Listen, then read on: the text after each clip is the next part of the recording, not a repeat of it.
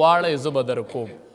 حدیث مبارک کې راځي وایي د ټولو نه اخیری ګناهګار چې په غونډه دنیا کې صرف مسلمان قدرېدی او په ټوله دنیا کې د هغه نه بل غټ ګناهګار نشته چې دی جنت ته لاړ شي که نه وی رب العالمین به ورته وایي چې دعا غواړه چې درکم درله. دی به وایي الله دا راکړې، الله به وایي در مې کړه، وایي به دا راکړې، الله به وایي در مې کړل. نو ده ته به بیا وایي چې غواړه که نه، دی به وایي چې الله بس ما خو چې څه غوښتل هغه تا راکړل.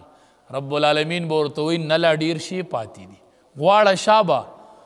حدیث مبارک کې دا الفاظ راغلی دي وی رب العالمین به ورته وایي چې هو زمانه دا وغواړه، الله به ورته ووایي چې دا رانه وغواړم، دی به وایي الله رایې که نه، الله به وایي در مې کړو. بیا به وایي دا رانه وغواړه، هغه به وایي الله رایې که نه، وایي به در مې کړو. بیا به ورته وایي دا رانه وغواړه. کو تاسو خیال کړی که نه دی خپل بچي ته سړی وایي دا سیز در کوم دا سیز، خو زه وایي غواړه رانه ابو دا راله راوړه، ابو دا راله راوړه، دا راله راوړه. دا د مینې او د محبت دلیل دی. رب العالمین به ورته وایي دا رانه وغواړه، دی به وایي الله رایې کې، وایي به در مې کړه. بیا به ورته وایي چې دا رانه وغواړه، هغه به وایي الله رایې کې، وایي در مې کړل.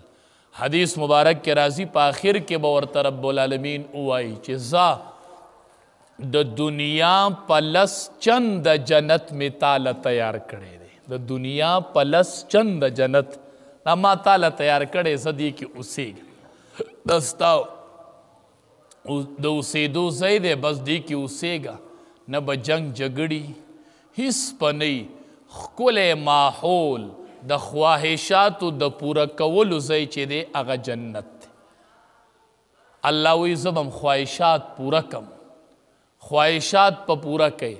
حدیث مبارک کې راځي دا حورې چې الله دې مؤمنانو له تیاری کړي دي وایي بعض ټیم کې به دا بنده ګوري او د ده په مخ کې به دا حوره پیدا شي، هسې نه چې رب العالمین وایي چې د ده په ذهن کې د دې بنده دا راشي چې دا به زما نه مخکې د چا ښځه وه، نو چې دا تصور دین نه پیدا کیږي، ستا په مخ کې به الله پیدا کړي، وایي به دا واله دا ستا حوره ده او ژوند تیروه.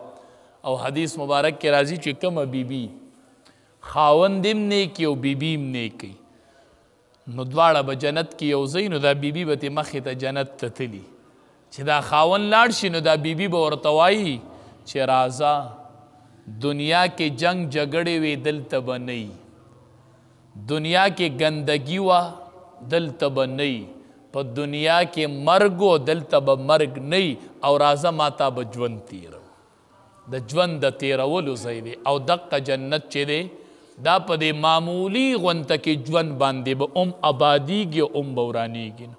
دا د دنیا لږ ژوند دی، دا د خواهشاتو پوره کولو ځای نه دی، دلته د الله مرضي وکړو. علما وایي چې چا دنیا ته امتحان وي چې دا امتحان دی، نو امتحان کې سړی ستړی کیږي که نه، نو چې ستړی شي نو بیا پسې وروستو لږ آرام کې وي، پرچې مې ورکړي دي، نو بیا ورته وروستو انعام میلاویږي.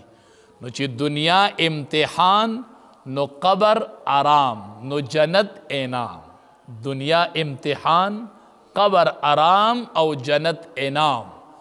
خو قبر به اله آرامی چې کله دنیا ته امتحان وګڼي نو قبر به آرام شي، او چې قبر آرام شو نو جنت پسې انعام شي. نو دا د دنیا په دې معمولی ژوند باندې به هر څه اوړي راوړي نه، د دې دنیا لږ ژوند دی، که ښه دې تیر کو د الله په مرضۍ دې تیر کو، الله به جنت درکړي. قسمه قسم خلق په جنت ته ځي، الله به جنتونه تقسیموي او خلقو ته به مرتبې میلاویږي. بختور دي د قرآن حافظان، حافظ قرآن ته به الله وایي زه قرآن لوله